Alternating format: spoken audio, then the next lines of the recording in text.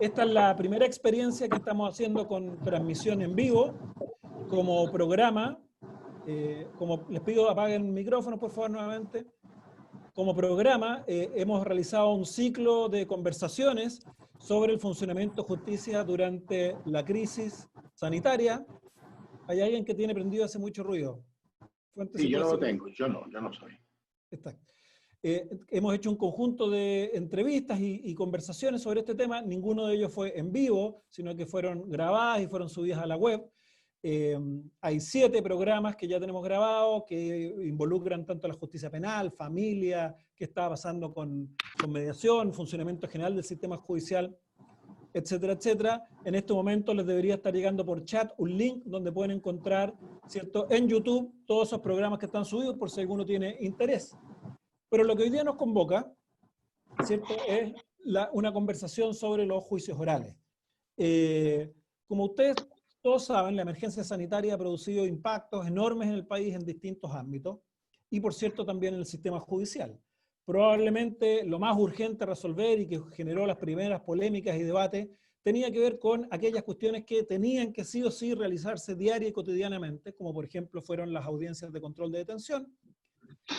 Hubo mucha polémica, mucho experimento, mucha práctica, mucha regulación a través de acordados, a través incluso de normativas, ¿cierto?, que han ido ayudando a resolver o a zanjar por lo menos los principales debates que ha habido. Pero en la medida en que la emergencia se ha ido extendiendo en el tiempo, y lamentablemente hoy día tenemos muy poca posibilidad de proyectar cuándo en concreto esto va a concluir, ¿cierto? Lamentablemente los números de hoy día no son números buenos, así que no podemos con ciencia cierta saber cuándo vamos a poder regular una cierta normalidad para el funcionamiento habitual del sistema judicial. Se ha hecho necesario empezar a encarar un debate, ¿cierto? Que es lo que pasaba con los juicios, que era lo que en principio se podía postergar más, pero hay un punto en que tal vez no se pueden seguir postergando, y entonces empezó a desarrollarse toda una práctica vinculada a juicios. Hasta donde yo conozco, hay varias ciudades que de hecho ya han realizado juicios y de hecho ya hay primeras sentencias de juicios virtuales, por lo menos yo tengo registrados en Copiapó, Punta Arenas, creo, si mal no recuerdo, ahí en Viña. ¿Cuál es el tema? Es que si uno comienza a analizar las prácticas de lo que ha ocurrido, uno encuentra que estos juicios virtuales se han realizado con distintas modalidades, con variantes en cada lado, algunos más virtuales que otros, algunos con elementos de presencialidad, otros no. Hay muchos matices, muchas formas de solución de los problemas que se han presentado distintas, y por tanto, tal vez si un problema hoy día es que no tenemos una pauta homogénea de comportamiento. Todo esto además ha generado un litigio, yo diría, más o menos intenso a nivel de recursos de amparo. Hay al menos 3 recursos de amparo que fueron presentados, 2 en Puerto Montt y 1 en Concepción, que fueron rechazados, y hoy día, de hecho, hace poco rato, ¿cierto?, la Corte Suprema acaba de rechazar esos amparos, o sea, confirmar los rechazos que habían venido. Pero además están pasando cosas, entiendo, y tal vez Rubén nos va a poder ilustrar sobre esto. La Comisión de Coordinación de la Reforma en su última sesión, ¿cierto?, llegó a un acuerdo para que las instituciones trabajen en la producción de ciertos lineamientos interinstitucionales comunes, de manera a fijar mínimos comunes denominadores en esta actividad. Entonces están pasando muchas cosas, hay mucho interés. Les quiero dar 2 instrucciones. Nosotros en este momento estamos grabando la actividad porque nuestra idea luego va a ser subirla a YouTube, de forma tal de que un conjunto de gente que nos escribió que quería participar pero no podía por el horario, la pueda ver con posterioridad. También ustedes mismos pueden revisar algunas cuestiones, ¿cierto? Y después nosotros vamos a dar a conocer el link, probablemente va a estar colgado con los mismos videos que les debería haber llegado el link ya del programa. Segundo, vamos en términos metodológicos, vamos a ambos invitados, y luego los voy a presentar, les vamos a dar 10 minutos iniciales para que presenten su punto de vista. La idea no es que necesariamente va a haber un debate o va a ser un contrapunto, sino más bien es un conversatorio en que ellos van a levantar los temas que les preocupan, ¿cierto?, principalmente. Luego les voy a dar un par de minutos a cada uno para que pueda tomar algunos de los temas que tal vez sugirió su contraparte o precisar algo que se haya quedado corto en el tiempo. Y luego vamos a abrir un espacio, espero de unos 40 minutos al menos, en donde nuestros panelistas puedan hacerse cargo de preguntas que ustedes formulen. Para eso, entonces les voy a pedir que mientras se vaya desarrollando las presentaciones, si ustedes por vía de chat me pueden ir formulando las preguntas, Esto me va a permitir a mí tener una claridad más o menos de cuántas preguntas hay, de forma tal de que la cantidad de las preguntas, de manera tal de que cuando lleguemos yo pueda ordenarlo y eventualmente, si vamos bien con tiempo, no son tantas preguntas, les puedo dar la palabra para que la expliquen en vivo. Pero ahí vamos a ir uno a uno y yo ya voy a tener un orden, ¿cierto? Un orden que nos va a permitir trabajar. El gran desafío de estas actividades, ¿cierto?, es que se abra mucho audio, se meta mucho ruido que pueda afectar la calidad de la actividad. Así que les pido mucha colaboración con eso. Bueno, sin más, les presento muy rápidamente a nuestros expositores. Tenemos por una parte a Rubén Rubero, que es director del Departamento de Estudios de la Defensoría Nacional, de la Defensoría Penal Pública. La Defensoría ha tenido un rol muy activo precisamente en el litigio de los casos que están llegando a juicio oral y por eso nos pareció interesante tener su perspectiva. Pero además Rubén tiene la ventaja de estar teniendo la perspectiva global de todo el país porque él recibe permanentes requerimientos de toda la región, entonces no solo tiene la visión de lo que está pasando en la región metropolitana, sino que está en permanente contacto con todas las experiencias regionales. Y también nos acompaña Cristian Riego, quien es profesor titular de nuestra Facultad de Derecho, quien, como todos saben, su especialidad precisamente es la reforma procesal penal. Entonces, sin más, le voy a dar la palabra a Rubén para sus 10 minutos. Te voy a avisar, Rubén, voy a prender el micrófono cuando falten unos 2 para hacerte una seña, lo mismo con Cristian, y por mientras entonces voy a apagar mi micrófono, le pido también al resto que haga lo mismo.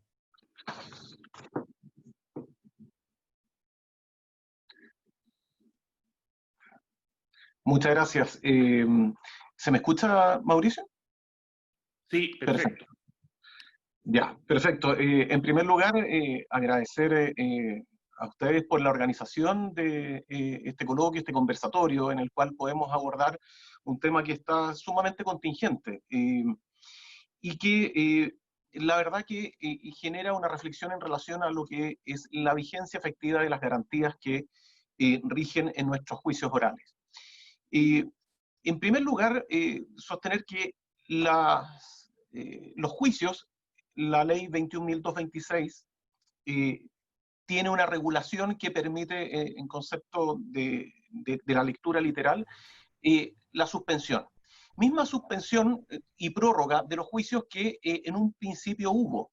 Recordemos que cuando comenzó la pandemia a principios de marzo, comenzó una suspensión masiva de los juicios orales a nivel nacional. La verdad que desde el primer día que esto comenzó a acontecer, como institución, nos preocupamos del problema contrario al cual estamos enfrentando hoy, que era poder realizar los juicios. Había mucho juicio, especialmente agendado ya con privado de libertad, que requería su pronta realización y se lograron hacer algunos juicios, pero pronto quedó de manifiesto que dadas las circunstancias avanzadas la pandemia, las medidas sanitarias, fue necesario suspenderlo todo. Transcurrido un tiempo, empezamos a darnos cuenta que las distintas regiones, a partir de la dictación de la ley 21.226, que encomendó a la Corte Suprema la dictación de instrucciones y suspensiones de las audiencias y de los juicios, con ciertos parámetros, especialmente en la ley, el artículo 1, el 7º y el 10º, son los que en materia de juicio regulan, son muy pertinentes para tener iluminado esto. La Corte Suprema dictó, entiendo que los 4 autoacordados más importantes a partir del acta 41-42, la 53 la más relevante, y las últimas 2 que dicen relación con la del 12 de mayo y la del 28 de mayo, el autoacordado 335, que establece modalidades de trabajo, modalidades de funcionamiento del sistema. En ese entendido, los tribunales y las cortes de apelaciones comenzaron a dictar sus propias formas de organización a partir de estos principios generales que estableció la Corte Suprema. Muchas, con mayor o menor detalle, y muchas de las cortes llamaron a los jueces presidentes para poder generar protocolos, y eso ocurrió efectivamente. ¿Qué aconteció? Y es una de las primeras observaciones que empezamos a tener, que comenzaron a generarse distintas modalidades de funcionamiento de los tribunales para poder realizar juicios orales. Lo que estaba inicialmente suspendido, a propósito de una mirada de gestión del trabajo, comenzó a advertirse que se empezaron a acumular ciertas audiencias ya que estaban agendadas o por agendar. En general, los tribunales pospusieron todo para después del 17, pero a propósito de esta observación, este sentir de acumulación, comenzaron a adelantarse muchas de estas audiencias. Y efectivamente, comenzaron a hacerse audiencias, lo que en principio nosotros instábamos para que se hicieran juicios y que se suspendieron, bueno, comenzaron a realizarse. La realización, a partir de estos protocolos que bien indico, fueron de diversa naturaleza, algunos estableciendo modalidades de funcionamiento vía presencial, otras semipresencial y otras directamente por videoconferencia.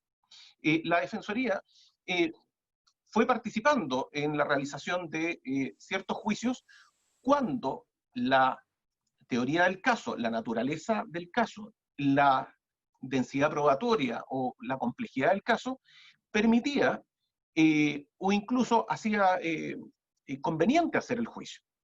En efecto, se supone que la garantía del plazo razonable es una garantía que está establecida en favor del imputado y muchas veces no correspondía o no era pertinente, atendía la tesis del caso que tuviera la defensa, dejarlo suspendido, y por lo tanto correspondía hacerlo lo más pronto posible. Y en este sentido se hicieron muchos juicios, especialmente en el norte y a lo largo del país, juicios en línea colaborativa, donde estaba el 11.6, el 11.9, con una pena en cumplimiento en libertad, o 11.6, 11.9, una expulsión, en fin.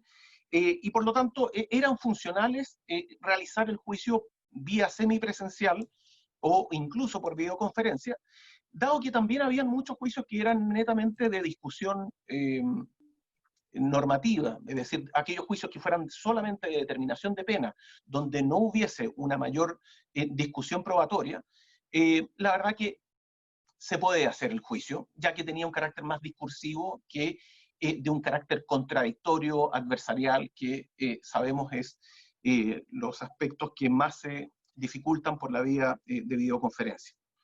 Y efectivamente se han hecho bastantes juicios en esa modalidad, juicios colaborativos, meramente discursivos, de teoría jurídica al caso, determinación de pena.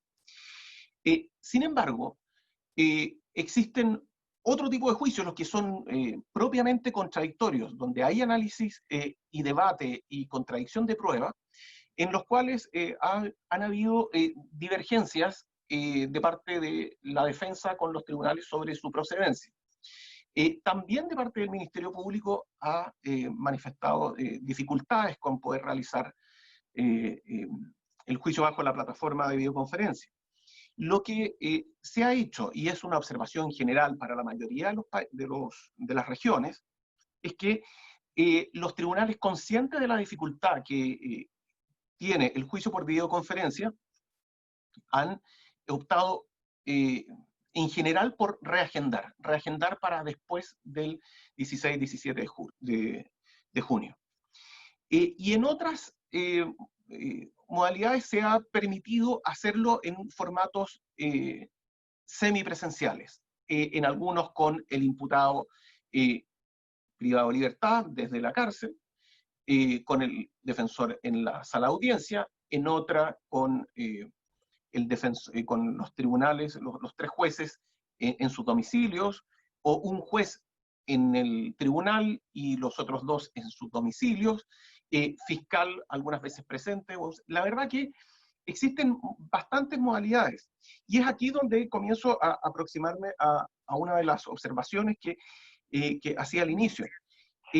Las distintas modalidades efectivamente se han traducido en distintos protocolos, y eso ya es un primer hecho patente, más allá de lo que nos pronunciamos sobre la cabal vigencia de las garantías por videoconferencia. En materia, por ejemplo, de controles de detención, recibimos más de 23 protocolos de realización en distintas regiones del país.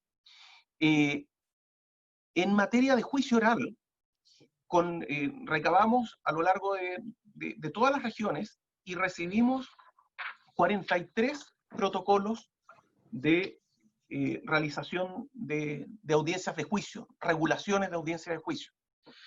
En consecuencia, ya una primera observación que uno puede plantear es que el juzgamiento, más allá del resultado, que puede ser condenatorio o absolutorio, pero el juzgamiento propiamente tal está siendo gestionado de manera diversa. Y a propósito de que existe, por lo tanto, existía una amplitud otorgada desde los lineamientos generales que establece los autos acordados de la Corte Suprema, en orden a poder regular. Y esa regulación ha sido distinta. Por lo tanto, un problema que advertimos es de igualdad ante el juzgamiento. Sin embargo, también es un tema destacable que pese a esa diversidad, la mayoría de las regiones, yo les diría alrededor del 80% de las regiones, han generado mesas interinstitucionales o han hecho reuniones interinstitucionales en las cuales se fijan lineamientos. Lineamientos que naturalmente no son los mismos en todas las regiones, pero al menos existe el propósito de parte de las Cortes o del Poder Judicial de poder hacer un análisis conjunto de la viabilidad de poder hacer juicios. Uno entiende que existen ciertos juicios que son prioritarios, por ejemplo, los de violencia intrafamiliar, aquellos que incidan en privados de libertad, aquellos que incidan en materias de adolescentes. Están también orientados desde lo que es el propio autoacordado de la Corte Suprema en cuanto a aquellas audiencias que tienen cierta urgencia. 3 minutos, Rubén. ¿Perdón? 3 minutos. 3 minutos, perfecto.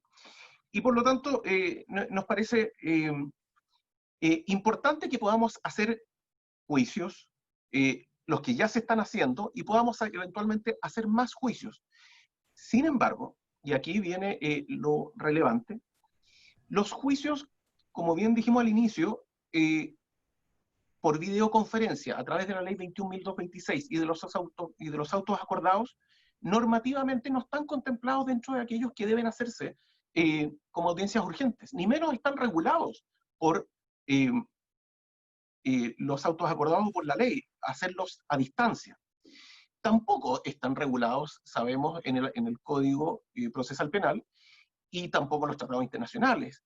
Y cuando hablamos del Código Procesal Penal, la única norma que existe es el 329, y por lo tanto darle una interpretación a esa norma, que sabemos que es muy puntual, testigos y peritos para la declaración por videoconferencia en casos complejos, difíciles de comparecencia, la verdad que no es razonable hacer una interpretación tan extensiva para efectos de poder aplicar a todo el juicio y a todos los intervinientes la realización del juicio completo. Entonces, lo que nos parece relevante transmitir es que si estamos fuera de código, fuera de ley, en regulación específica, y la interpretación extensiva también de ciertas normas tampoco es suficiente, la verdad que el camino que se ha tomado por muchas de las regiones, yo diría la mayoría, de generar diálogos interinstitucionales para poder seleccionar cuáles juicios se puede y en cuáles no se puede, y en los que se puede hacer, ver en qué condiciones. Todo ese mundo de aquellas condiciones técnicas, jurídicas, sin duda que son compatibles y están cumpliendo con lo que señala la misma ley 21.226 en su artículo 10, cuando dice que si se va a hacer una audiencia vía remota, se tienen que adoptar todas las medidas para hacer plenamente vigentes las garantías establecidas por la Constitución y la ley. Entonces, ese mundo de darle contenido y luego estandarización, ojalá a nivel nacional, de lo que son las condiciones mínimas para poder realizar el juicio con respeto a las garantías, nos parece que es un mundo que es el desafío inmediato, poder estandarizar todas estas buenas prácticas que existen de manera diversa en los protocolos que los tribunales han generado, para efectos de generar, en primer lugar, una uniformidad. Y segundo, para seleccionar las mejores prácticas que permitan darle mayor o la máxima vigencia a las garantías, que entendemos, de acuerdo a lo que propio ha señalado la Corte Interamericana, las garantías no se suspenden en tiempos de excepción. Y por lo tanto, debiésemos tomar todos los resguardos para la logística del juicio, tanto en el resguardo de la salud de todos los intervinientes, si es que se va a hacer de manera presencial, y si se va a hacer de manera remota, bueno, seleccionar cuáles vamos a hacerlos de manera semi-remota o semipresencial, y seleccionar, distinguir, porque de lo que se trata es poder respetar aquellas causas que no admiten bajo ninguna posibilidad ser, porque no es viable, dado su carga probatoria, su densidad probatoria, pero hay otras que sí lo pueden hacer y correctamente gestionadas, tanto desde el punto de vista de logística. Hay un informe muy bueno del CEJA que detalla una serie de aspectos que se tendrían que abordar, desde los aspectos tecnológicos hasta las maniobras y ejercicios de litigación, individualización y control de la prueba para poder realizar la contradicción que merece, con los resguardos de certeza de quién está declarando, y con evitar la influencia de terceros sobre esa persona. Es decir, hay muchos aspectos que regular, y eso yo creo que es el desafío que tenemos inmediato. Y de hecho, y ya voy cerrando, Mauricio, sí, estamos ya en tiempo. La Comisión Nacional, y es la buena noticia que creo tenemos, la Comisión Nacional de Justicia, en el cual está, por supuesto, Fiscal Nacional, Defensor Nacional, el presidente de la Corte Suprema, en la última sesión del día lunes se acordó, y la Corte Suprema indicó que para este efecto va a estar el ministro Valderrama, se acordó poder trabajar en una propuesta de Defensoría, Fiscalía y Colegio de Abogados, una propuesta de lineamientos, criterios operativos que permitan a la Corte Suprema dar una regulación mucho más específica respecto de los juicios orales. Y yo creo que esa es una muy buena noticia, porque de alguna manera eso viene a estandarizar desde lo que va a ser la Corte Suprema, recogiendo todos estos insumos que los operadores le van a dar, va a estandarizar diversidad de modos de administrar justicia con un buen propósito, pero que es desigual, y que por lo tanto lineamientos o criterios que permitan a los intervinientes regionalmente poder tener una forma común de organizarse, va a ser clave para, en primer lugar, resguardar la justicia, la salud de todos; segundo, resguardar el debido proceso; y tercero, resguardar la igualdad en el juzgamiento para todos los ciudadanos. Esa como primera aproximación, Mauricio. ¿Estás sin audio, creo? Sí, muchas gracias. Sí, muchas gracias, Rubén. Te pido ahí poner mute el tuyo, y le damos a la palabra a Cristian, y después, como te digo, podemos volver un par de minutos si quieres hacer alguna precisión. Cristian. Bueno, para aprovechar al máximo el tiempo corto, voy a entrar directamente al tema, porque muchos temas los tocó Rubén, yo creo, de manera muy apropiada, y no vale la pena volver sobre eso. Frente a la pregunta, ¿cierto?, si se puede hacer un juicio virtual a través de estos mecanismos que tanto estamos usando hoy día, que cumpla con las garantías básicas, yo diría que esa pregunta no tiene una respuesta tan obvia. Primero, porque las normas supralegales, o sea, nuestra Constitución y probablemente los tratados internacionales, especialmente la Convención Americana, no tienen normas muy específicas al respecto, ni menos aún, digámoslo así, un desarrollo jurisprudencial y doctrinario que nos pueda iluminar con claridad. Esto no es así en otras tradiciones, donde, por ejemplo, ¿cierto?, el derecho a la contradictoriedad, el derecho a la presencia personal, son derechos que están muy desarrollados, con mucha jurisprudencia, y respecto de los cuales, digamos, esta discusión sería muy distinta. Pero entre nosotros, la verdad, no tenemos esos desarrollos en esos escenarios supralegales. la base más fuerte que tenemos para resolver esto es el Código Procesal Penal. Sabemos por qué, porque además el Código Procesal Penal fue el que introdujo la oralidad después de muchísimos, cerca de 200 años, donde no se practicó en Chile. Y el Código Procesal Penal en esto es bastante claro, porque exige la presencia personal de prácticamente todos los intervinientes e incluso de las pruebas, aunque ahí las normas son un poquito distintas y sus consecuencias son distintas. Entonces diríamos que en principio la respuesta sería no. El código dice con toda claridad que tienen que estar presentes los 3 jueces, que tiene que estar presente el imputado, tiene que estar presente el defensor, el fiscal, etcétera, etcétera. Ahora, uno diría, si alguien me hubiera preguntado esto hace 3 meses o 4 meses, yo le habría dicho, no, y chao, y olvídate, y cualquiera que se interese por cuestionarse más esto, que se dedique a otra cosa mejor, digamos, no hay ninguna razón para cuestionar un conjunto de reglas que han sido históricamente construidas por la civilización occidental y que constituyen, como quien dice, un instrumento muy perfecto para realizar ciertos objetivos que son la publicidad, las garantías, la interacción entre distintos sujetos, la contradicción.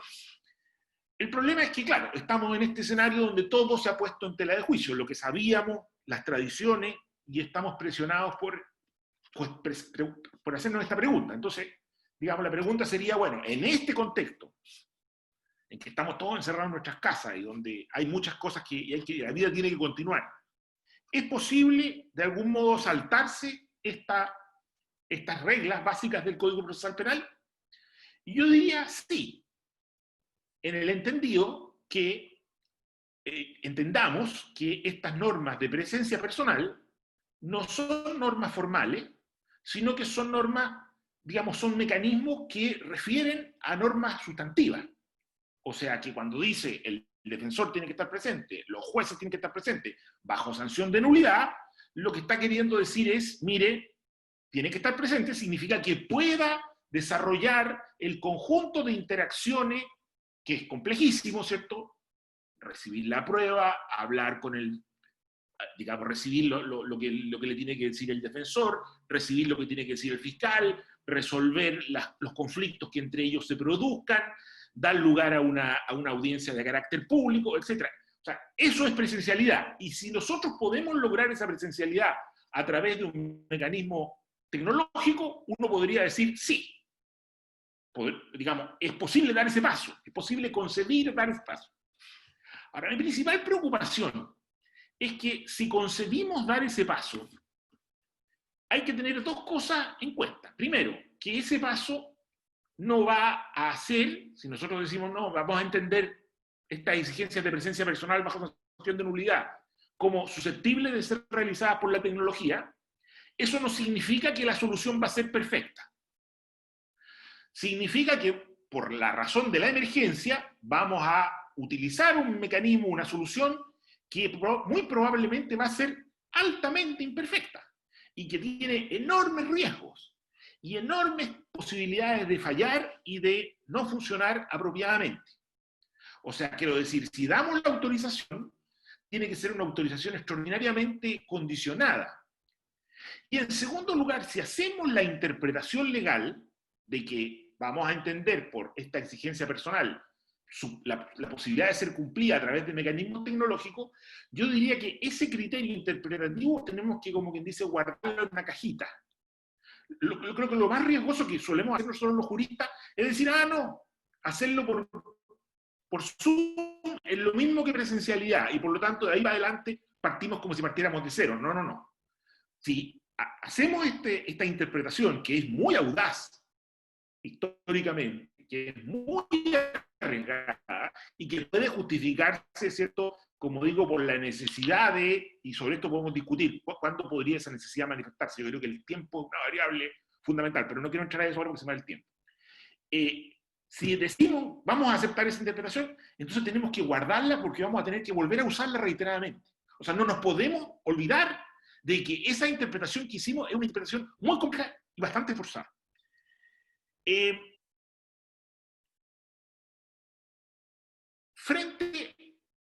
Cuando abrimos esta puerta, diría yo, cuando abrimos esta puerta, tenemos que entonces empezar a encarar las dificultades que vamos a ir teniendo para el cumplimiento de las garantías. Y yo diría que aquí, por lo menos los que somos profesores universitarios, hemos aprendido que hay bastantes dificultades. O sea, que no es lo mismo jugar a un juego que se jugaba presencialmente, en el caso nuestro las clases, menos grave y menos, digamos, que jugar a este mismo juego de manera virtual. Que algunas cosas se pueden reproducir razonablemente, pero que hay muchos problemas asociados. Por ejemplo, hay enormes problemas tecnológicos. La desconexión, la pérdida de conexiones, la reincorporación de un sujeto, son todas cosas que generan enormes dificultades y nosotros con los alumnos los vivimos todos los días. Y esto les va a pasar a los jueces que quieran hacer un juicio oral. La segunda, que también hemos tenido nosotros los profesores, es que establece enormes oportunidades para nuevas formas de comportamiento desleal. O sea, si en los juicios orales, una de las ventajas que tienen los juicios orales presenciales, es que disminuyen, o disminuyeron por lo menos respecto de la fórmula escrita, algunas formas de comportamiento desleal que tendieron a bajar, ¿cierto?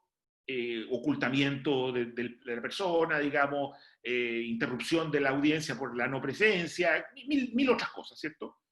Bueno, muchas de esas prácticas, otras prácticas desleales, se reincorporan acá. O sea, desde, ¿cierto?, simular una desconexión hasta, por ejemplo, hacer que el que esté hablando o declarando o participando en la audiencia en realidad lo esté haciendo siguiendo una pauta que un tercero le está dictando, cosa que en principio no ocurre, o digamos, es más difícil que ocurra en una audiencia presencial, en una audiencia virtual se genera. Yo diría que aquí, para esta materia, probablemente no solo para esta materia, los jueces, si yo fuera juez, sacaría una herramienta que, si bien yo creo que ha estado siempre en el Código Procesal Penal, no ha sido utilizada precisamente porque había un diseño que estaba detrás, que es la nulidad. Los jueces pueden declarar la nulidad de su propio juicio. O sea, si un juez, ¿cierto?, percibe que se empiezan a producir este tipo de comportamientos desleales, o hay un fallo fundamental de la tecnología, o el juez se da cuenta que por una o varias otras razones, este juicio se está transformando en una chacra, y la verdad hemos perdido el control, ¿cierto? Yo creo que la regla de la nulidad, que es una regla general que permite a los jueces declarar la nulidad de los actos judiciales bajo ciertas circunstancias, es una regla perfectamente aplicable. Esto se hace en otros contextos, en un contexto comparado. No es raro, ¿cierto?, que un juez en otro contexto declare la nulidad del juicio. Y diga, mire, lo cual además es más fácil porque él mismo reconoce. Y aquí yo diría que es importante también traer un estándar, que es un estándar que, digamos, pocas veces se aplica, pero que en el derecho comparado se aplica más actualmente, que está en la Convención Americana de Derechos Humanos y en general en los tratados internacionales, que el estándar, ¿cierto? Si ustedes leen la Convención Americana, el artículo 8, en el título dice garantías judiciales, pero si lo leen en inglés es mucho más interesante porque dice fair trial. Yo diría el estándar del fair trial, o sea, el estándar de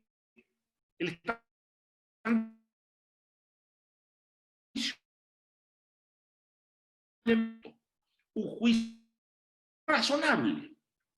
Si yo percibo que mi juicio ha dejado de ser razonable, yo lo declaro nulo. Y me parece que esa es una salida.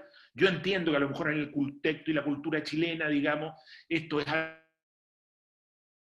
digamos, que por razones, pero yo creo que tenemos cosas raras, porque estamos haciendo una cosa muy rara, o sea, digámoslo así.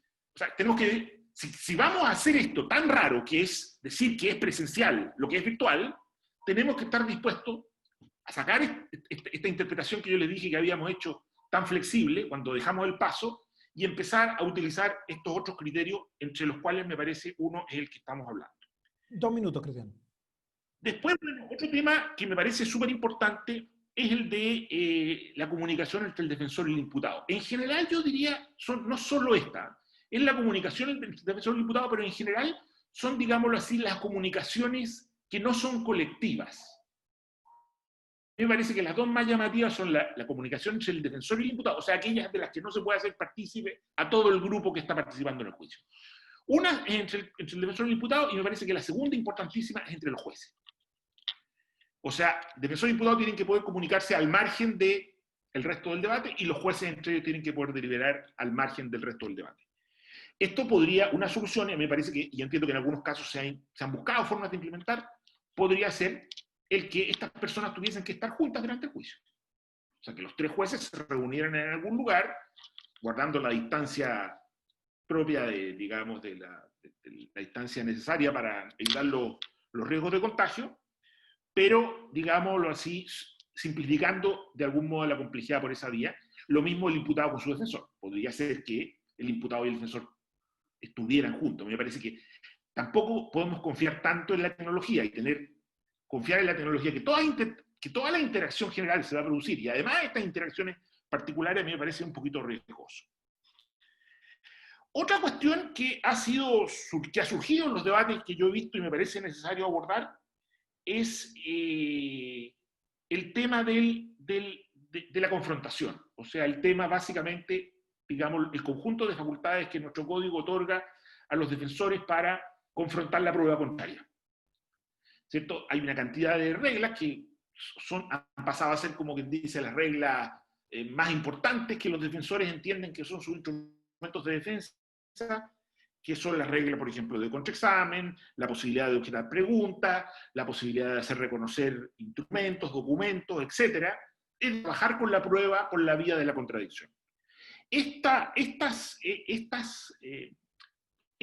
posibilidad realmente en el contexto de un juicio adversarial, como decía Rubén, los juicios que han partido son precisamente los menos adversariales, y en la medida que nos vamos metiendo en juicios más complejos vamos a ir acrecentando esta complejidad. De nuevo yo diría, recordemos que estamos haciendo algo muy raro. Recordemos que no podemos entender que le dimos el paso a entender que era presencial lo que no es presencial y luego aplicar las reglas como siempre. No. Tenemos que ser tan creativos como cuando dijimos vamos a entender qué es presencial o no presencial, a ver cómo podemos asegurar la confrontación. Entonces los jueces van a tener que permitir, no sé cómo, no se me ocurre cómo, pero por ejemplo a lo mejor que se lean los documentos y, digamos, en vez de hacérselos leer al imputado, que el propio defensor lo lea él mismo, digamos, a pesar de que la regla, digamos, no es eso lo que dice, que se muestren las pruebas que confrontan, que pretenden dejar en evidencia, por ejemplo, la falsedad de lo que afirma el testigo, y muchas otras fórmulas. Y alguien me dirá, bueno, pero es que eso no está en el código. Sí, es que nada de esto está en el código. O sea, en la medida que nosotros abrimos, y aquí incorporaría yo una lógica que por lo menos yo la he visto que se utiliza en el debido proceso, por ejemplo, en el ámbito internacional, que es la llamada de la lógica de las compensaciones. Vamos cerrando, Cristian. Sí.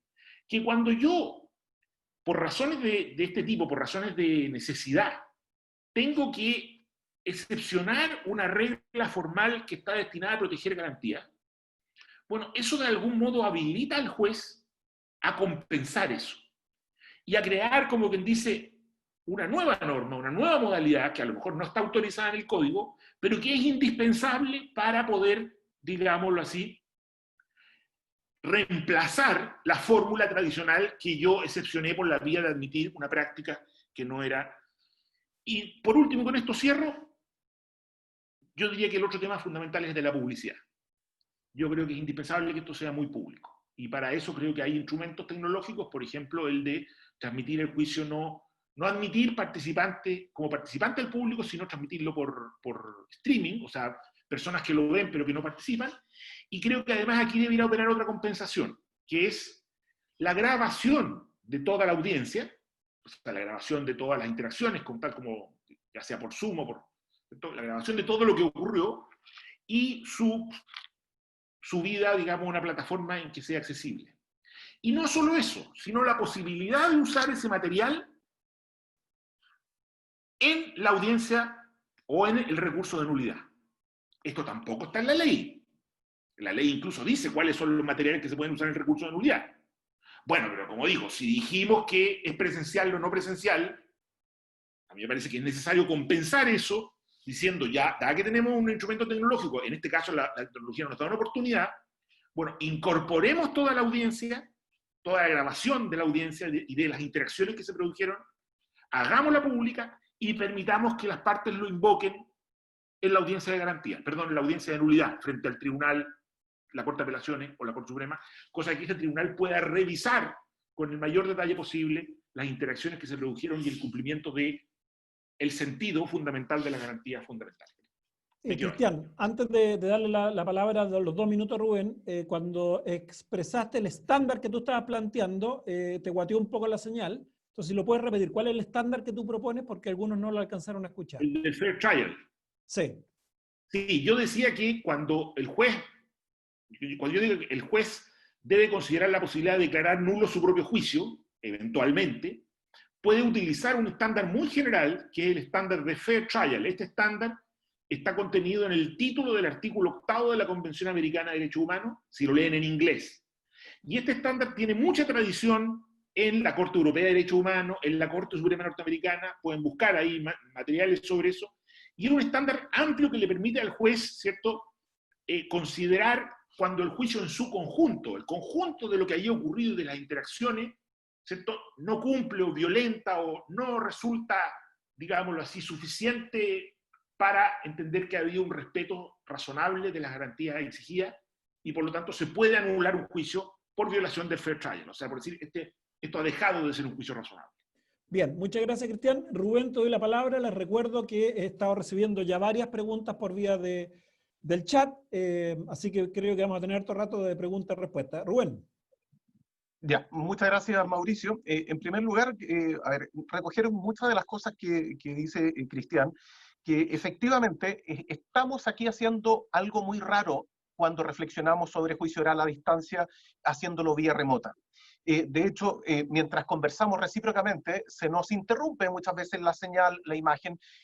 Si para efectos de hacer una reflexión académica es complejo, imagínense lo que significa para hacer un juzgamiento. Y cuando me refiero a esto, es que definitivamente estamos fuera de código, estamos fuera de lo que son los tratados. Y en consecuencia, cuando tenemos que reflexionar sobre si hacemos un juicio o no, tenemos que darnos cuenta que hay juicios que definitivamente no se van a poder realizar por su densidad, complejidad probatoria y todo lo que significa, dado que actualmente tampoco está la suficiente tecnología para poder suplir. Y aún con cualquier tecnología nunca vamos a poder cambiar lo que es la realidad misma, la inmediación, la presencialidad, la contradictoriedad en vivo, la interacción que comenzábamos. Sin embargo, ¿cómo podemos avanzar? En aquellos que sí se puede realizar, está esta norma del artículo 10 en orden a que el tribunal adopte todas las medidas para que en ellos se pueda, dentro del caso seleccionado, interinstitucionalmente, poder adoptar todas las medidas para la vigencia. El tema es que en muchos casos no se han adoptado y en muchos casos también no se ha tomado en cuenta la opinión institucional de la Defensoría, ya sea por escrito, por conductos formales o por vía interinstitucional en mesas de trabajo. Y me refiero que hay, dentro de un panorama general, que yo lo evalúo positivo, de diálogo interinstitucional a nivel nacional, tenemos situaciones, sí, que son excepcionales, situaciones que son irregulares. Y les voy a dar solamente 3 ejemplos, algunos de los cuales corresponden a situaciones que abordaba Cristian. El primero, el que dice relación con lo que aconteció en Arica, en el cual un juicio en el que se pedían 30 años de cárcel, 2 robos con intimidación para un imputado, la defensa se opuso a realizarlo porque no estaban las condiciones, que dice el mismo artículo 10 que tiene que haber adoptado el tribunal, no estaban las condiciones para poder hacerse el juicio. Y esto se había expresado con mucha anterioridad, no fue algo sacado del sombrero el mismo día. ¿Qué es lo que ocurrió? Se declaró el abandono de la defensa y se fijó audiencia de sanciones para estos defensores por haberse opuesto. Están pendientes por hacerse esas audiencias, que son un tema de preocupación. En segundo lugar, lo que pasó en Biobío, que también relacionado con lo que indica Cristian, se fue el amparo, y hoy día salió el amparo rechazado porque se consideró la vía no idónea, la reclamación que se hizo en el juicio oral a propósito de que se hizo el juicio sin el imputado. El imputado estaba desde la cárcel y había presencialidad. De hecho, los protocolos que han sacado en Biobío son bastante, razonables. Sin embargo, en ese aspecto, no tener al imputado al lado, sabemos que es un problema serio. En tercer lugar, lo que ocurrió en Viña del Mar. En Viña del Mar, el 3 de junio salió una sentencia que la podemos compartir, en la cual una defensa, la defensora penal pública, se opuso a realizar el juicio desde el inicio porque no estaban las condiciones para poder realizarlo, y sin desconectarse, porque no vamos a dejar de cumplir el rol, y ejercimos la defensa de esta manera, señalando a cada momento que no era factible, se realizó todo el juicio con una defensa que lo único que dijo era que no estaban las condiciones para realizar el juicio, y el tribunal no le quiso declarar el abandono a la defensa. Llegó hasta la clausura, donde sostuvo el mismo discurso de que no estaban las condiciones, y tuvimos un juicio completo donde no hubo ni un argumento de fondo, porque tampoco se iba a convalidar un juicio que era inválido, y el tribunal dictó sentencia igual. Y dictó sentencia igual condenatoria respecto de un...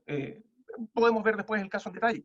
Pero lo relevante también es que no es unánime. Una de las juezas decide absolver precisamente por infracción al debido proceso, ya que la defensa tenía razón, y así lo señala en su voto disidente, que fue justificada porque las circunstancias de ese juicio, la complejidad de ese juicio, y además, por lo que mismo dice en su voto disidente, la señal que vemos que se interrumpe permanente tampoco fue la adecuada para poder desarrollar un juicio en condiciones de normalidad. Es decir, tenemos situaciones excepcionales muy graves en las cuales no hay un diálogo interinstitucional para poder llevar a cabo aquellos juicios donde sí se puede intentar hacer algo con las medidas que la propia ley establece que se adopten.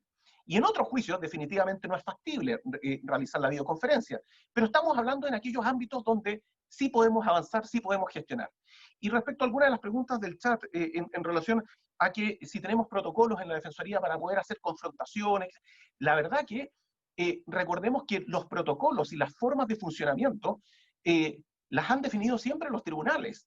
Y por eso que tenemos mucha diversidad en las cuales enfrentamos el ejercicio de la defensa con distintas modalidades de organización. Sin duda que sería importante poder interinstitucionalmente acordar en aquellos juicios donde sea factible maneras de hacer un 331, 332, un 336, en fin.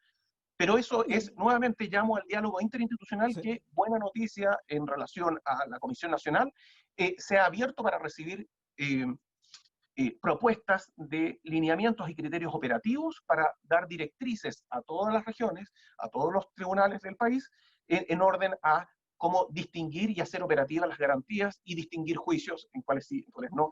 Esperamos que eso pueda tener un buen resultado, un buen fruto en primer lugar, del debido proceso, y en segundo lugar, para la igualdad de juzgamiento en nuestro país. Eso. Vamos a ir con más sistemáticamente después de las preguntas, Rubén, pero por mientras en el chat te estaban poniendo una pregunta si podías dar el rol del caso de Viña, así que por mientras le doy la palabra a Cristian, si puedes mutearte, y le damos la palabra a Cristian para que, si puedes, 2 minutos que quieres agregar algo. No, a mí dos cosas que yo diría que se me quedaron, no alcancé a mencionar, pero que vale la pena. Una, me parece a mí, cuando el tribunal que cita al juicio, el tribunal de juicio oral, que cita a las partes al juicio, le pone fecha, lo agenda, toma esa decisión, sabiendo que este juicio va a ser de carácter virtual, yo creo que debiera justificar que esa interpretación forzada que hace de las reglas del Código de Procedimiento Penal tiene una cierta base en un sentido de urgencia. Y eso pudiera ser juzgado a posterioridad por el Tribunal de Nulidad. Porque yo creo que es tan grande este salto que yo creo que no es razonable pensar que se puede hacer esto como quien dice, solo por hacer avanzar la máquina. O sea, como bueno, hay juicios que hacer, hay que hacer los juicios, echémosle para adelante, digamos, hagámoslo virtualmente. Yo creo que es tan fuerte ese salto que, digamos, habría que justificar el carácter urgente, ya sea porque el imputado está en prisión preventiva, porque los testigos están, por la razón que sea, o por el tiempo que lleva de demora. A mí me parece que si no hay una urgencia, en general no debiera hacerse el juicio. Y en segundo lugar, a mí me parece también vale la pena echar a correr una idea que yo escuché que se está desarrollando en los tribunales de garantía, pero que no la he escuchado en los tribunales orales, ustedes me dicen si no es así, que es la idea de la doble agenda. ¿Qué quiere decir la doble agenda? Que es que, probablemente a pedido del defensor, ¿cierto?, puedan los tribunales tener dos agendas, una en la cual el defensor pide que se desarrolle el juicio de manera presencial, lo cual lo pone a la cola, como quien dice, y bajo dependencia de que se den las condiciones para hacerlo de manera presencial, pero que los defensores puedan, en algunos casos, pedir que se incorpore en una agenda de juicios virtuales, lo cual supone un cierto consentimiento en el desarrollo del juicio por esa vía, y por esta vía entonces evitarse problemas posteriores en la medida que el defensor ha sentido. Yo no sé si eso funcionaría. Según lo que dice Rubén, hay juicios de que los defensores no tienen problema que se desarrollen de manera virtual, y eso podrían quedar en la agenda 1 y los otros podrían quedar en la agenda 2, siempre que el juez considere que no hay razones suficientes para justificar forzarlo a la agenda 1 por el motivo, digámoslo así, del transcurso del tiempo, del sentido de urgencia.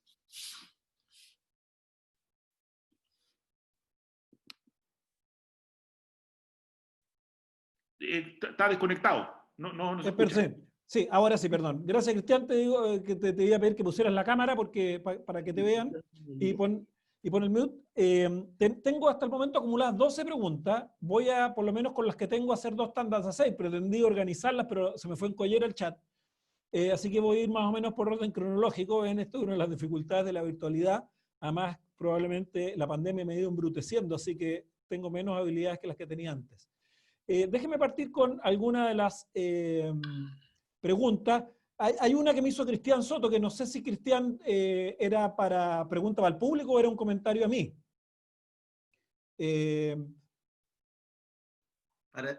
Para la defensa.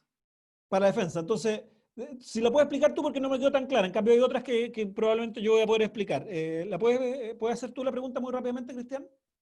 Bueno, la pregunta era si la defensa, está bien, los tribunales y el Poder Judicial es la que coloca las reglas del juego, pero la defensa también, creo, con sus unidades de estudio, puede desarrollar cuáles son los mínimos para ellos aceptables de realizar este tipo de audiencias, juicios y otras audiencias. Eso. Bien, les pido que acumulemos, voy a acumular como 6, así que por favor tomen nota, a quién le toca cuál. Paulina Barría nos decía, buenas tardes, en el sentido de respeto a las garantías, y esto es algo que mencionó Cristian, así que tal vez le podemos pedir a Cristian que lo profundice, ¿cierto? ¿Qué ocurre con la publicidad de las audiencias? Especialmente considerando si ellas se realizan en forma 100% online. Cristian ya dijo algo, pero tal vez podrías profundizar. Después tenemos a Jorge Vitar, quien formula un comentario, me parece más bien para provocar alguna reflexión de cualquiera de los dos que quiera. Nos dice, ¿cierto?, despejado el hecho de que no se puedan realizar juicios orales presenciales, sino por motivos sanitarios, ¿cierto? O sea que esto, tal vez en el lenguaje han hablado, que esto es una rareza que no debiera transformarse en la pauta normal de actuación. Los juicios a distancia solo pueden tolerar por razones de garantía, fundamentalmente plazo razonable, dice él, pero no por razones de eficiencia judicial relacionadas con el atochamiento de casos. Esta es su reflexión, a ver si le provoca alguna respuesta. Lupi Aguirre nos dice si, por favor, sobre la aplicación de 330, 332, 333 y el control de los intervinientes de estos métodos para producir pruebas. La defensa creo que va focalizado fundamentalmente también a Rubén, porque dice si la Defensoría Penal Pública tiene alguna práctica al respecto, ¿cierto? Tal vez lo engarzo con la pregunta, Cristian. ¿Han ustedes desarrollado algún manual de cortapalos de cómo debieran, cuál sería el formato que los satisface más para esto?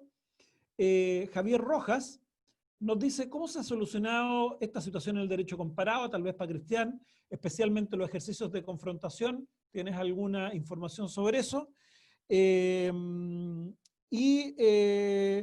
Vamos a terminar esta vuelta ahora con Carlos García, quien nos dice que le preocupa la dinámica de las objeciones, por la técnica que ello implica, el ritmo, toda la dinámica que hay detrás, que se pierde el objeto de ellas por la aplicación de la tecnología. Además, la presencialidad también implica otro tipo de cuestiones, como una lectura gestual, que los interrogatorios se puede perder con el uso de la tecnología. Entonces les dejo estas reflexiones para que demos una primera vuelta. Rubén, a ver si podemos enfrentar. Hay algunas que eran claramente para ti, otras para ambos y otras para Cristian. Ahí me parece que estoy con audio. Sí, efectivamente, en relación a la primera pregunta, que la Defensoría tiene unidades de estudio y la verdad que en todas aquellas regiones donde hay mesas interinstitucionales, las comisiones de justicia regional, siempre hay un representante. Lo importante aquí sería que, dado que hay ya ahora una voluntad desde las altas autoridades y también no ha existido a nivel regional la posibilidad de llegar a acuerdos interinstitucionales y se está materializando esto en ciertas prácticas, ojalá que ellas se recogieran de manera mucho más concreta y operativa, específica, en los protocolos con los que los tribunales se han organizado. Y ahí es donde debiésemos tener la posibilidad de aportar desde el punto de vista de la Defensoría, para que el protocolo no sea adoptado unilateralmente, que en realidad eso es lo que ha ocurrido. Por eso que hay protocolos que nos parecen mejores que otros, porque la verdad que nunca hemos tenido la posibilidad de poder generar un protocolo de común acuerdo. Pero sí nos parece relevante el tema de poder regular el tema de las objeciones. El 330, el 332, la forma de refrescar memoria, dentro de los protocolos se ven, y tenemos, imagínense, tenemos 43 protocolos que nos han llegado, hay otros que no hemos, hay formas, en algunos se coloca el instrumento ahí, se da una pausa, pero la verdad que no digamos que lo más expedito, ni también las plataformas están muy definidas. Algunas son por WhatsApp conferencia, otras son por Zoom conferencia, otras son por WebEx Team.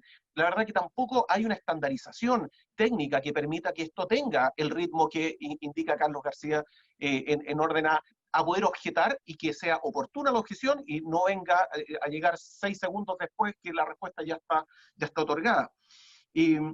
Y por eso que en general me parece que va por ahí la respuesta, poder generar protocolos y acuerdos para poder hacer operativos todo esto en aquellos juicios que se pueda y se seleccionen interinstitucionalmente. Hay muy buenas prácticas en algunas regiones, como por ejemplo que el tribunal manda el listado de juicios, tanto a Defensoría como Fiscalía, para que manden los checks de cuáles son viables. Y cada institución revisa internamente, mira, este es más complejo, este sí, este no, mira, en estos tenemos coincidencia y después tratamos de llegar a acuerdos. Así que eso, Cristian. Perdón, Mauricio. Sí. A ver, yo de lo que capté, Mauricio, ¿sí? Sí. De lo que capté, a ver, la primera pregunta es si solo se podría justificar esta autorización a saltarse las normas de presencialidad por razones de garantía, fundamentalmente de plazo razonable. No creo. Yo creo que hay otros valores en el sistema que permiten, y en el general en los sistemas de garantía, que permiten relativizar las garantías o, digámoslo así, ponderar las garantías. Por ejemplo, la posibilidad de pérdida de la prueba, digámoslo así. O sea, no solo garantías del imputado. Podría también haber otro tipo de intereses del propio sistema, de la fiscalía, digamos, que pudiesen, digamos, permitir disminuir la vigencia de una garantía a través de un ejercicio de ponderación por motivo de urgencia. No se me ocurren en este momento otros, pero creo que es posible imaginarlo. Pero, digamos, ahora sí, había otra sobre publicidad y sobre confrontación en el derecho comparado. Sí, bueno, sobre confrontación en el derecho comparado hay bastante, digamos, jurisprudencia, pero no de estas circunstancias. O sea, en el sistema anglosajón, por ejemplo, que es donde se cultiva más el tema de la confrontación, hay muchísima jurisprudencia, muchísimas hipótesis. ¿Qué pasa si no se puede traer una parte, si esa parte comparece? Hay millones de hipótesis sobre esto, pero no me parece que sean, digámoslo así, o no las veo tan aplicables a esta situación particular. No conozco, creo que estamos está en el medio del río. En el ámbito más cercano me da la impresión de que están discutiendo más o menos las mismas cosas que nosotros, digamos, y yo creo que estos debates están teniendo lugar en varios países latinoamericanos de manera parecida, ¿no? Tampoco creo que se hayan resuelto, digamos, definitivamente casos como para poder decir, mire, están establecidos estos criterios, dado además la característica particular de esta emergencia. Así que no tengo una información más precisa al respecto. Bueno, sobre publicidad algo dijiste, ¿cierto? Un poco ya lo dije, yo creo que habría que maximizar la publicidad usando distintas fórmulas de transmisión, no solo en directo, sino también de subir la audiencia a una plataforma pública en que se pudiese realizar con posterioridad, pero que además eso pudiese ser utilizado como forma de revisión inmobiliaria. Ok, se han ido acumulando de manera impresionante las observaciones en el chat. No sé si vamos a alcanzar a llegar, porque tenemos que parar más o menos 10 para las 5. Tenemos otras actividades. Pero déjenme avanzar un poquitito. Tengo Freddy Cataldo, quien hace una observación, vean ahí si la pueden tomar, sobre los problemas que se producen en los juicios orales. En particular, le preocupa a él los juicios en virtud de accidente de tránsito, aparentemente cuando se expone mediante data show en el juicio oral para determinar el hecho ilícito de la infracción, y él ve que parece esto, lo ve como una de las dificultades adicionales que tendrían ciertas categorías de ilícitos. Itan Teplitsky nos hace una afirmación de cómo asegurar en el juicio oral por videoconferencia el principio de inmediación en relación a la prueba viva, a testigo y perito, ¿cierto? Esa es su preocupación central, y consecuentemente cómo no afectar que la información que surja de estos juicios digitalizados tenga muy baja calidad para justificar las decisiones finales. Avanzo un poquitito. Carolina Baroncini o Baroncini, si debemos entender que los juicios orales contradictorios complejos no se pueden hacer por vía exclusivamente remota, puesto que no permiten asegurar el derecho del acusado, la Defensoría está de acuerdo seguirlo reagendando hasta que estemos en condiciones sanitarias de realizarlo por vía presencial. Esta es claramente para ti, Rubén. Y la pregunta tiene que ver con que probablemente la emergencia sanitaria no nos va a permitir realizar juicios presenciales seguros hasta el mes de septiembre. Y yo diría que incluso puede ser un poco optimista, Catalina. O la idea de la Defensoría es instar por la realización de juicios presenciales antes de esa fecha. Aquí esto es una pregunta, ¿cómo están visualizando el futuro? ¿Cierto? Cristian Castillo, tal vez esta te la dejo a ti, Cristian Riego, desde el punto de vista del estándar de convicción respecto de la duda razonable. ¿Es seguro realizar un juicio oral virtual? Ahí ves alguna relación. Catalina Gudenschwager, espero pronunciar bien, mis habilidades no están en ese idioma, en alemán. ¿Cómo se puede zanjar el problema de diferencia de criterios para decir qué causas van a juicio o no virtual? La complejidad de manera amplia se puede prestar para elegir, por ejemplo, aquellos juicios en que la defensa esté en mejor término y en los demás a esperar. Los dejo aquí con este lote de preguntas porque vienen otro lote más. ¿Comienzo yo, Mauricio? Dale. Perfecto. Mira, en relación a una de las primeras preguntas, respecto a la inmediación, recordemos que la inmediación no es solamente el tema de la presencia física, que sin duda es la que permite lo que muchos de los juicios a lo que apuntan es a credibilidad de la evidencia.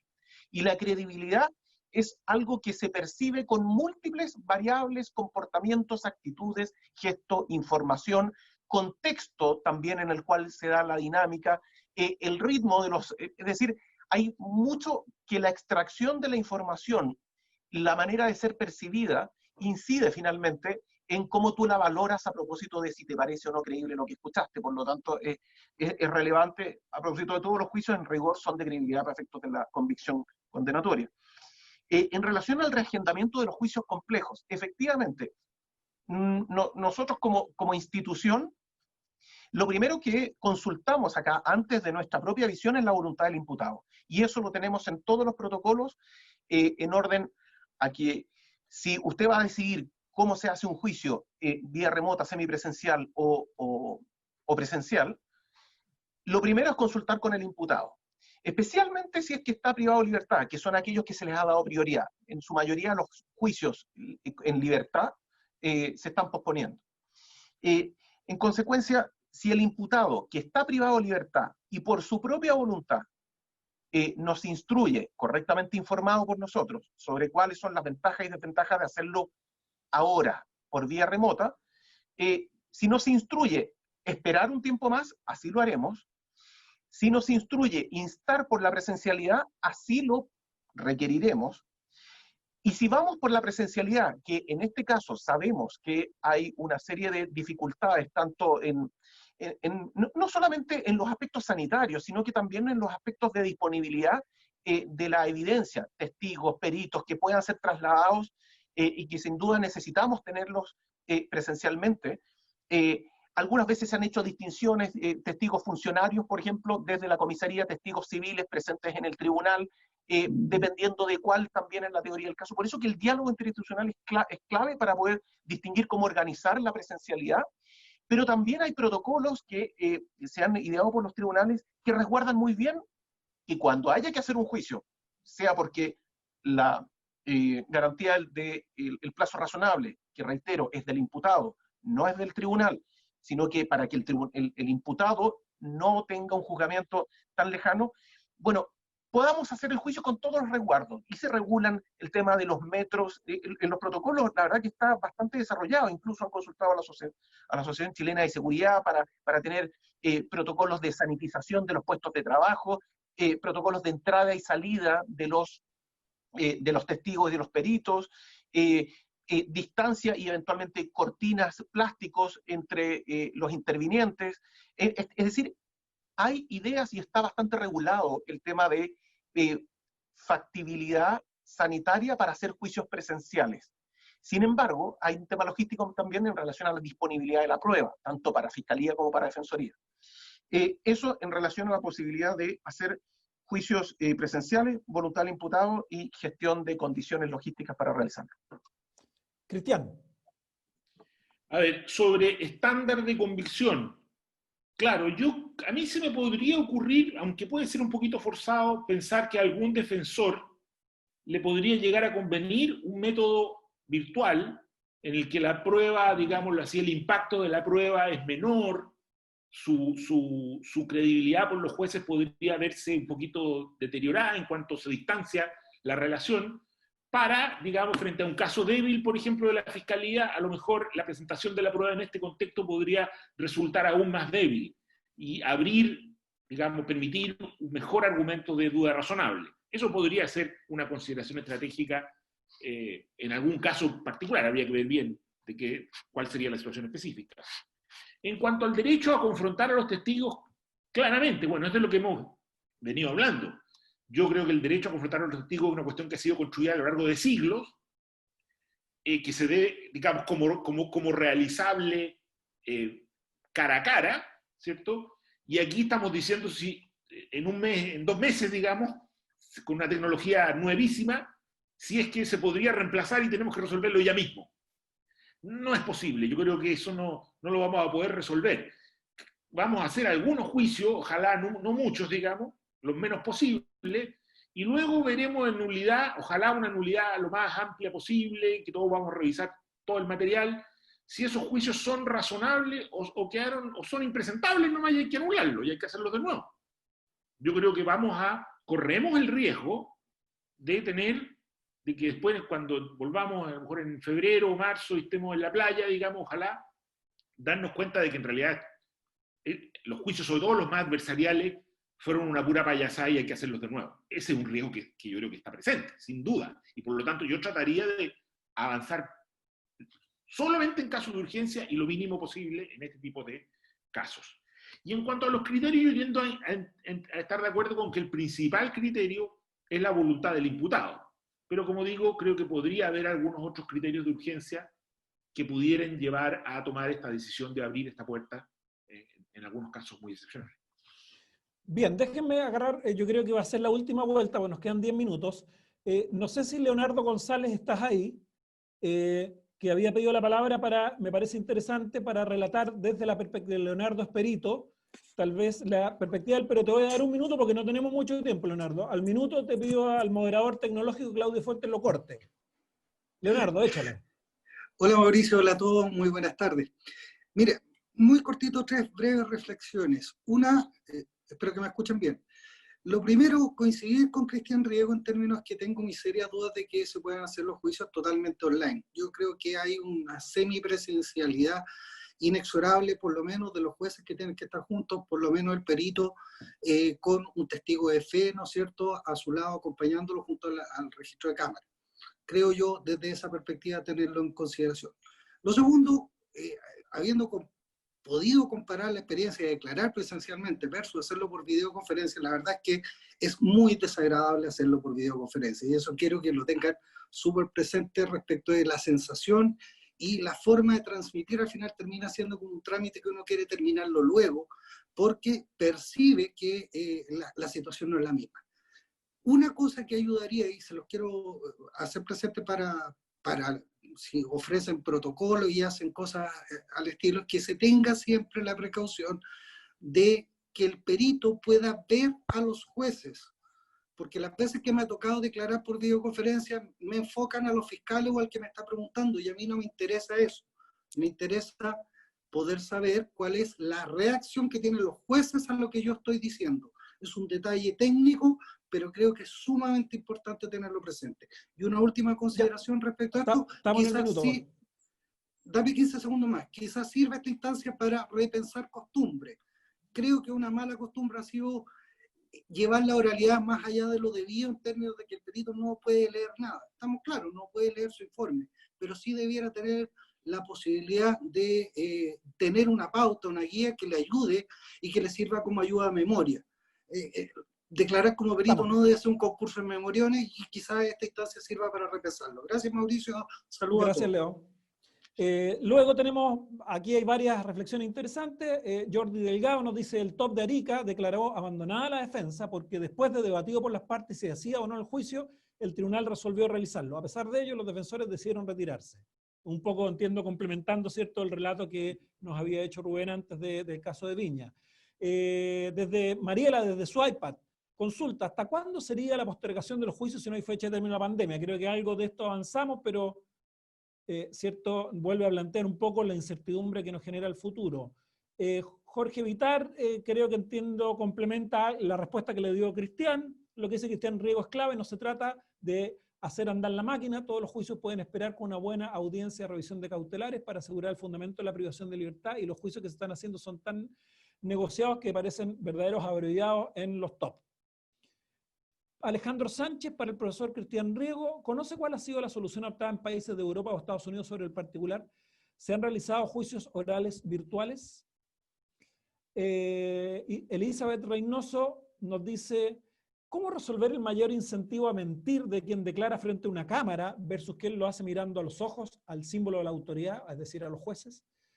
Más que incentivo, la mayor facilidad para poder mentir cuando se está frente a la cámara que ante personas. ¿Cómo hacerse cargo de este problema? Raúl, desde su iPhone, ¿no será que la solución es la semipresencialidad? Esto es, la audiencia previa, que las partes señalen qué prueba para ellos es esencial y que se rinda en el tribunal, y cuál podría hacerse videoconferencia, por ejemplo. Con ello se baja la carga de personas presentes, desde la perspectiva sanitaria, ¿cierto? Y se aseguran derechos de las partes, lo que constituye lo realmente discutido en juicio, ¿cierto? Aquí hay una propuesta, a ver cómo reaccionan ustedes, empezar a sistemas, lo que los gringos llaman blended trials, o sea, como mezclas ahí, mezcolanzas de distinto tipo. Carlos nos dice: para realizar esta audiencia de instancia, ¿sería indispensable la manifestación de voluntad expresa del imputado? Creo que ambos ya se han pronunciado sobre eso, dado que implica renuncia a sus derechos.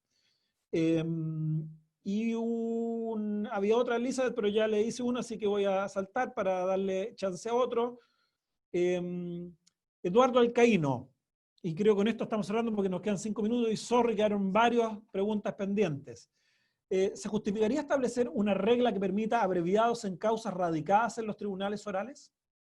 ¿Cierto? Y de hecho lo complemento, porque salió en el Mercurio la semana pasada precisamente una noticia que hablaba de que se estaba estudiando la ampliación de los abreviados. Entonces, a ver, tanto tomando la pregunta de Eduardo Alcaíno como la mía, ¿cómo ven el tema de los abreviados como una solución a esta solución? En algún sentido, ya sea una ampliación temporal, como parece sugerir Eduardo en su pregunta, o una ampliación definitiva, como aparentemente aparecía en la noticia en el Mercurio la semana pasada. Disculpe el resto, quedan como 15 preguntas, obviamente no vamos a poder llegar a ellas. Rubén. Muchas gracias. A ver, en relación a los abreviados, voy a partir de atrás para adelante. En relación a los abreviados, efectivamente, es un tema que se ha planteado, de hecho fue una de las propuestas varias que el Ministerio de Justicia ha planteado, efectos de poder descongestionar el sistema, y de hecho les comento que una de las mesas que constituyó en la penúltima Comisión Nacional es una mesa interinstitucional para poder elaborar un proyecto de ley que permita el retorno a la normalidad a propósito de gestionar toda la acumulación que se va a haber generado. Y por lo tanto, ¿se retorno con cafecito o sin cafecito? Pero bueno, ya. Exacto, hay conciencia y hay bastantes cifras, la verdad que tenía datos, pero no hay tiempo para poder exponerles. Pero claro, hay antecedentes que debiésemos colocar el énfasis, no tanto en los juicios. Fíjense que a propósito de carga de trabajo, el 97%, 97,5% de la carga del sistema es audiencia de trámite, audiencia en garantía. los juicios dentro del sistema son entre el 2,8 y el 3%. En consecuencia, debiésemos tratar de ver fórmulas de gestión actual y para el retorno de ese 97% con mayor prioridad, sin perjuicio que ahora lo que nos convoca son los juicios. Y entrando a las demás preguntas, efectivamente cuando tenemos la videoconferencia perdemos el rostro de los jueces. De hecho, una de las razones interesantes del fallo de Viña, que dicho sea de paso te lo mandé por si alguien te lo quiere pedir, Mauricio, es el rol 135-2020 del Tribunal de Arica.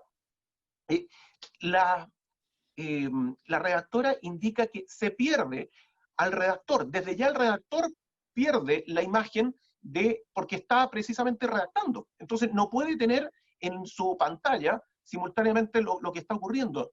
Entonces sabemos que se pierde algo parecido a lo que decía Leonardo González también en cuanto a estarle hablando finalmente, eventualmente no a los jueces, sino que al que quedó en cámara al final. Y respecto de la semipresencialidad también, a ver, quiero dejar muy claro que como institución nosotros nos oponemos a los juicios orales complejos, donde interinstitucionalmente no se haya consultado la viabilidad, y especialmente que dice relación con los contradictorios, con los densos. En eso tenemos la oposición absoluta a hacer juicios orales, o se reagendan, o se hacen presenciales ahora. Y en el caso de hacerse presenciales, o incluso en las vertientes semipresenciales, quiero hacer presente una situación que es delicada a propósito de los protocolos. Cuando se adoptan medidas de protección a los actores del sistema, naturalmente que esa semipresencialidad hace que algunos estén presentes y otros estén ausentes, evitando el riesgo de contagio. A propósito de las asociaciones de funcionarios, a propósito en realidad, de lo que son las voces de todos los que están involucrados, sería deseable que todos los actores, tanto testigos, imputados, víctimas, fiscal, defensor y los jueces, tengamos el mismo trato en cuanto al resguardo de lo que es la salud, porque si no se generan asimetrías en ese resguardo y resulta que algunos estamos a resguardo del riesgo, a la distancia, y otros estamos presentes. Es un tema que también se ha planteado, especialmente por los funcionarios en cuanto a verse expuestos al riesgo. Pero en rigor, quisiera solo cerrar, a propósito de como balance general, que el diálogo interinstitucional para los casos que son posibles de realizar es clave porque nuevamente estamos fuera de código. Y en consecuencia, para poder realizar cosas, nos tenemos que poner bien de acuerdo todos y no generar una regulación unilateral de parte de un tribunal que finalmente sea impuesta y determine finalmente situaciones como un abandono a la defensa o incluso sanciones que se estén evaluando. No ha ocurrido nada de eso, pero también no es la idea que estemos presentando recursos innecesariamente por no habernos puesto de acuerdo previamente en las condiciones. Como por ejemplo, les quiero hacer presente también que hoy salieron los 3 primeros amparos que le comentaba, te los puedo mandar también, Mauricio, en orden a que se considera que la vía del amparo no es la vía más idónea para ver un tema que existen los recursos que serían de nulidad para ver el tema jurisdiccional de fondo. Te mandé, Mauricio, tanto los 3 fallos de amparo como el de Arica, por si alguien desea contigo consultarlos y ver sobre la materia. Eso. Sí. Cristian. A ver, bueno, la mayoría de las cosas que planteaste son afirmaciones con las cuales tiendo a estar de acuerdo y por lo tanto no las voy a repetir. Solamente cerraría diciendo 2 cosas. Una, respecto del abreviado, a mí me parece que no es problema ese, porque en realidad el abreviado, digámoslo así, como un acuerdo entre el fiscal y el imputado para no hacer un juicio adversarial, sino que ponerse de acuerdo en cuanto a las modalidades de recibir la prueba o incluso hasta los hechos, está permitido en el código. La defensa es totalmente renunciable y por lo tanto es lo que se está de hecho haciendo hoy día. El problema con los abreviados, creo yo, y ahí sí que yo le desconfío al legislador bastante, es que se metan con los incentivos, o sea, que pongan premios que favorezcan la renuncia a la garantía, y eso es súper complicado y hasta ahora, en mi opinión, se ha manejado pésimo. La última ley lo que hizo fue establecer una discriminación entre tipos de delitos, premiando en algunos casos la renuncia a la garantía y en otros casos no, y por lo tanto dejando un régimen totalmente desigual. Y lo último que quisiera decir es que yo tengo la impresión de que la Corte, o digamos mi mejor lectura de la Corte, en los documentos que ha emitido, incluso tanto en los autos acordados que han regulado todo este tema de la emergencia, como en los amparos que ha resuelto negativamente, la Corte en general ha puesto una notita diciendo: todo esto háganlo con mucho cuidado por el respeto a las garantías. Yo leería ese mensaje de la Corte diciendo: todo esto lo vamos a ver en nulidad, así que cuidado con lo que hagan. Si quieren que los juicios no se nos anulen, nosotros vamos a revisar todo esto a partir de la aplicación de las garantías en nulidad. Y por lo tanto me parece un buen mensaje, me parece un mensaje claro. Váyanse con cuidado, porque la nulidad debiera ser mucho más estricta en este nuevo escenario que en el tradicional, ¿no? En el escenario tradicional las nulidades eran bastante, digámoslo así, bastante inaccesibles como recurso real. Yo diría que en este caso la Corte parece que lo que está diciendo es: no, vamos a ser cuidadosos en ver que todas estas modalidades sean respetuosas de la garantía. Lo que sí me parece que es complicado, y que yo ahí estoy en desacuerdo con lo que ha hecho la Corte, es que a lo mejor lo que debió haberse revisado en amparo es el tema de la urgencia. O sea, era oportuno, digamos, sí, meterse ahí y decir: ya, pero este juicio, ¿es necesario hacerlo? A lo mejor eso pudo haber sido realizado por anticipado, porque eso sí que va a ser muy... Supongamos que el día de mañana llegue un juicio hecho, y que el tribunal considera que fue hecho razonablemente, pero que en realidad, visto desde el momento en que se hizo, o sea, ex ante, no era realmente urgente, eso va a ser muy difícil de anular. En consecuencia, yo creo que, digamos, habría sido interesante que la Corte hubiese establecido alguna posibilidad de revisión anticipada de la viabilidad del juicio. Pero bueno, ese es un comentario general.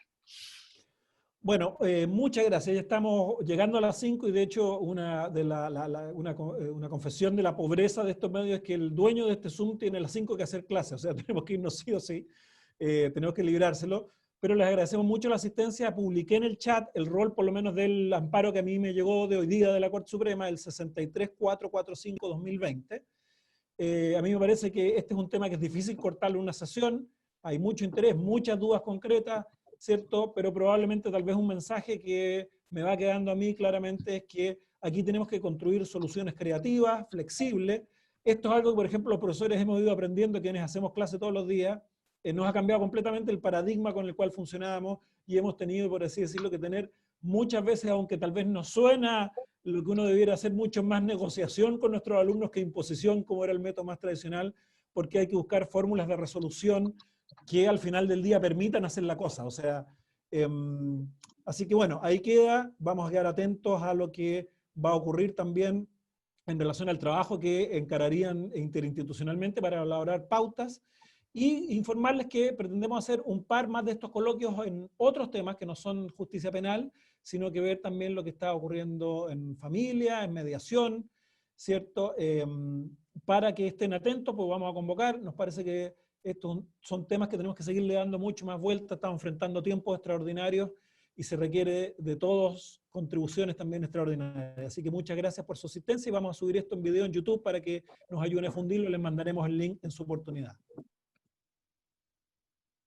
Muy bien, chao a todos, que estén muy bien. Muchas gracias, Mauricio. Un saludo para todos. Para todos, muchas gracias, Rubén. Ya un aplauso virtual. No. Ya riego. Saludos. No, gracias a ustedes por poder compartir estos temas. Hasta luego, chao, chao. Chao, chao. Chao.